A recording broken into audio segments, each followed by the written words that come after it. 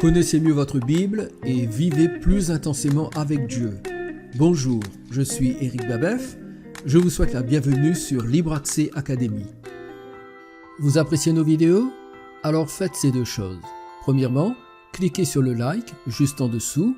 Deuxièmement, abonnez-vous à notre chaîne.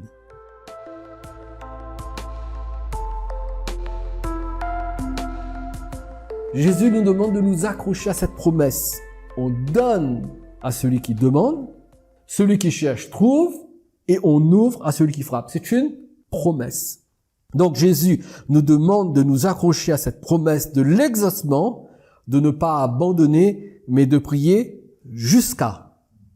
Et il nous donne la raison pour laquelle nous devons prier jusqu'à. Verset 13. Si donc méchants comme vous l'êtes, vous savez donner de bonnes choses à vos enfants. Et vous avez vu que dans les versets 11 et les versets 12, il donne l'exemple de l'enfant qui demande du pain, qui demande un poisson ou qui demande un œuf. Et il dit, mais en tant que père, si votre fils vous demande du pain, vous lui donnez pas une pierre. C'est normal. Vous ne pouvez pas donner à votre fils qui demande du pain une pierre. Si vous demandez un poisson, vous n'allez pas lui donner un serpent. Et s'il vous demande un œuf, vous n'allez pas lui donner un scorpion. Vous seriez malade si vous faites cela.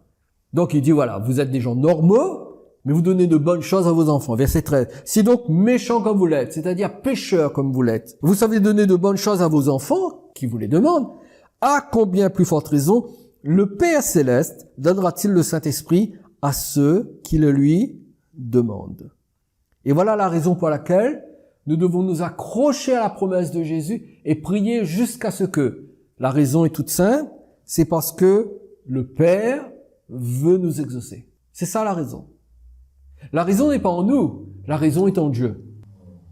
La raison n'est pas que nous méritons, la raison est que Dieu est notre Père et qu'il nous aime. Et il nous aime tellement qu'il veut exaucer nos prières. Mais par contre, c'est à nous de prier jusqu'à ce que. Vous savez, nous sommes entourés de gens qui ont besoin de pain également. Vous avez remarqué dans l'illustration que Jésus donne au verset 5, eh bien, l'ami qui arrive chez lui, il faut qu'il lui donne du pain à manger. Donc son ami a besoin de pain. Les gens autour de nous ont besoin de pain. Qu'est-ce que c'est que le pain? Le pain représente les différents types de besoins que nous pouvons avoir dans notre vie. À un moment donné, dans l'évangile, Jésus dit même que la guérison, c'est le pain des enfants. Donc le pain dans la parole de Dieu symbolise les différents besoins que l'on peut avoir. Donc autour de nous, il y a des gens qui ont des besoins. Et comment est-ce que nous pouvons répondre aux besoins des gens qui sont autour de nous? Eh bien, par la prière. Vous et moi, nous aussi, nous avons besoin de pain. C'est-à-dire, on a différents besoins dans notre vie quotidienne. Comment est-ce qu'on va pouvoir pourvoir à nos propres besoins? Cet homme a dit, je n'ai rien à lui donner. Ça, c'est l'image de notre impuissance. Vous savez que, humainement parlant, naturellement parlant, nous ne pouvons pas changer les circonstances de notre vie. Nous ne pouvons pas. Il y a beaucoup de problèmes que nous ne pouvons pas régler. Il y a beaucoup de maladies dont nous ne pouvons pas guérir par nos propres forces, par notre propre volonté, par nos propres moyens. Donc nous avons besoin de pain, comme les gens qui sont autour de nous. Comment est-ce que nous allons pouvoir pourvoir aux besoins des gens autour de nous et comment est-ce que nous allons pourvoir à nos propres besoins? Eh bien, nous devons le demander à Dieu. Tout comme cet homme est allé demander du pain à son ami, nous devons aller vers Dieu et lui demander le pain dont nous avons besoin. D'ailleurs, Jésus dit cela dans le modèle de la prière. Donne-nous aujourd'hui notre pain quotidien. C'est une demande que l'on doit adresser à Dieu.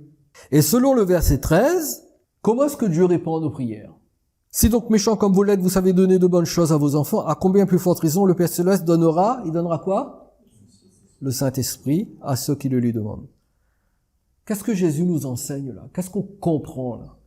Eh bien, on comprend que pour tous les besoins que l'on peut avoir, tous les besoins que l'on peut avoir, quelle que soit la nature de ce besoin, qu'il soit physique, qu'il soit financier, qu'il soit familial, qu'il soit professionnel, peu importe, la réponse de Dieu sera toujours le Saint-Esprit. Sera toujours le Saint-Esprit. Pourquoi? Parce que quand nous demandons quelque chose à Dieu, c'est le Saint-Esprit qui nous communique la grâce et l'action de Dieu. Est-ce que vous comprenez cela? J'ai besoin de guérison, le Christ a porté mes maladies à la croix, mais c'est le Saint-Esprit qui applique la guérison à mon corps. J'ai un problème financier. J'ai besoin d'un miracle de la part de Dieu. Je prie, mais c'est le Saint-Esprit qui va intervenir d'une manière ou d'une autre, qui va faire de telle sorte que mon besoin financier soit pourvu. Le Père donnera le Saint-Esprit à ceux qui le lui demandent. En d'autres termes, Dieu répond à nos prières en donnant chaque fois un peu plus du Saint-Esprit, c'est-à-dire en libérant davantage de son onction et de sa puissance dans notre vie. Et cela nous amène à nous poser deux questions extrêmement importantes. Première question, demandons-nous à Dieu plus du Saint-Esprit? Est-ce que nous le faisons? Nous devrions le faire. Tous les jours, nous devrions prier en disant « Seigneur, donne-nous plus de ton esprit ». Ça ne veut pas dire que Dieu nous donne le Saint-Esprit par morceaux. Le Saint-Esprit est une personne. Quand nous avons reçu Jésus, le Saint-Esprit est venu habiter en nous entièrement, dans toute sa personne. Mais sa puissance, Dieu nous la communique au fur et à mesure que nous le lui demandons. C'est-à-dire qu'il augmente la dose de puissance dont nous avons besoin. C'est pour ça que Paul dit que nous sommes transformés de gloire en gloire. Donc, demandons à Dieu plus du Saint-Esprit. Plus du Saint-Esprit. C'est la raison pour laquelle nous devons toujours être dans une attitude de réceptivité, d'accueil vis-à-vis du Saint-Esprit. Parce que tout ce que Dieu va faire dans notre vie, il le fera par le Saint-Esprit. Ce n'est ni par la force, ni par la puissance, mais c'est par mon esprit, dit l'Éternel des armées. Zacharie, chapitre 4, verset 6. C'est par le Saint-Esprit. Il n'y a rien que Dieu fait dans notre vie sans passer par le Saint-Esprit. Donc, première question. Demandons-nous à Dieu plus du Saint-Esprit? Et nous devrions le faire. Deuxième question. Continuons-nous de prier jusqu'à ce que? Ou bien est-ce que nous nous arrêtons? Est-ce que nous nous décourageons? Est-ce que nous nous lassons? Prier jusqu'à ce que nous recevions plus de l'onction de Dieu vis-à-vis de nos besoins. Alors regardez ces textes avec moi. Romains chapitre 12, verset 12. Paul dit, « Réjouissez-vous en espérance. Soyez patients dans l'affliction, persévérez dans la prière. » Et ici, Paul nous exhorte à cultiver trois qualités très importantes si nous voulons surmonter les difficultés qui ne manquent pas de se présenter à nous au cours de notre vie. Ces trois qualités sont l'espérance, la patience et la persévérance. L'espérance, la patience et la persévérance. Réjouissez-vous en espérance. Soyez patients dans l'affliction et persévérez dans la prière. Et j'appelle ces trois qualités les cousines spirituelles de la foi. Les cousines spirituelles de la foi. Quand je marche par la foi, je dois veiller à ce que l'espérance, la patience et la persévérance soient présents dans ma vie. Persévérer dans la prière. Colossiens chapitre 4 maintenant, verset 2. Et quand on retrouve plusieurs fois dans la Bible à peu près les mêmes paroles qui sont répétées, ça veut dire que Dieu veut attirer notre attention sur la vérité qu'il enseigne dans les versets en question. Et dans Colossiens chapitre 4, verset 2, nous allons retrouver la même idée de la part de l'apôtre Paul. Persévérez dans la prière. Veillez-y avec action de grâce.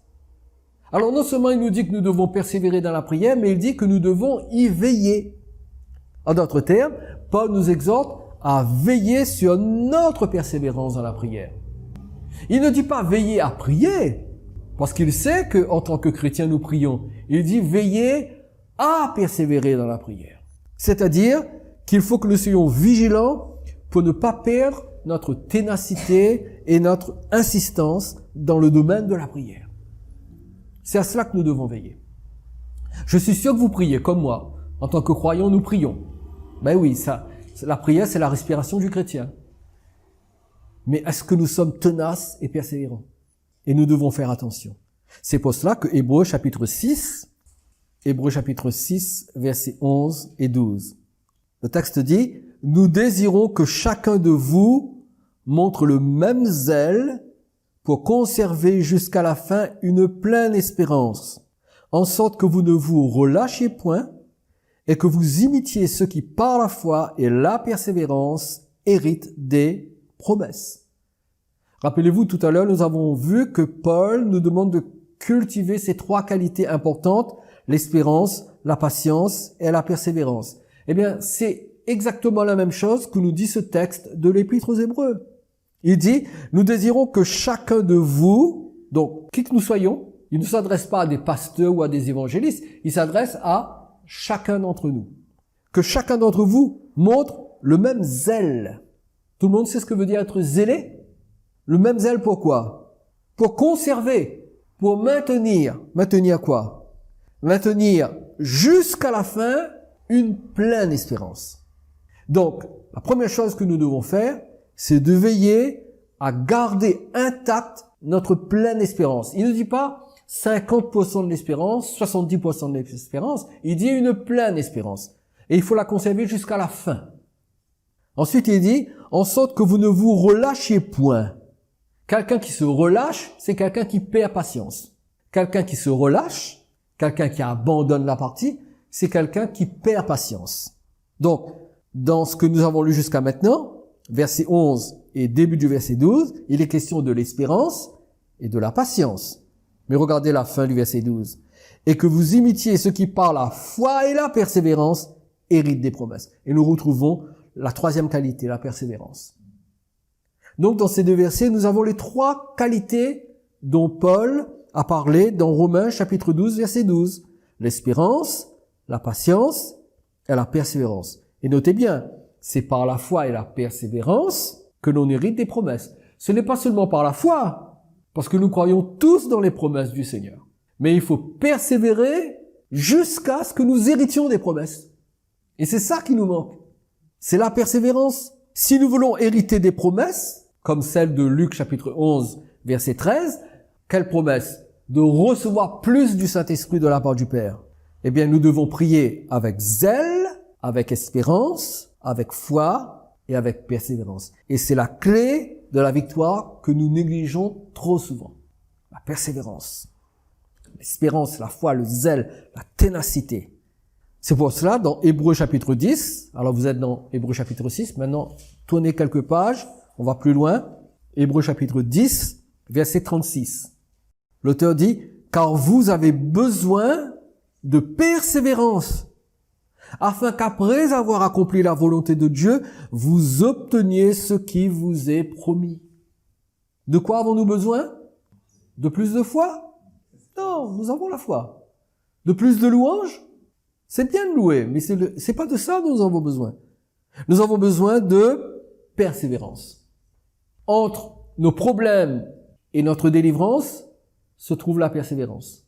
C'est comme un pont qui relie les deux. Et c'est ce qui nous manque le plus souvent. En tout cas, personnellement, c'est ma grande négligence dans différents domaines de ma vie et je dois me corriger. Pas vous? Vous avez besoin de persévérance. Nous avons besoin de persévérance afin qu'après avoir accompli la volonté de Dieu, pas avant, pas pendant, mais après. Après. Nous devons accomplir la volonté de Dieu. Quelle est la volonté de Dieu? C'est que nous persévérions. Donc je persévère. Quand je persévère, j'accomplis la volonté de Dieu. Et une fois que j'ai accompli la volonté de Dieu dans ma persévérance, j'obtiens ce qui m'a été promis de la part du Seigneur. Donc la persévérance est la voie royale vers l'obtention de la promesse de Dieu.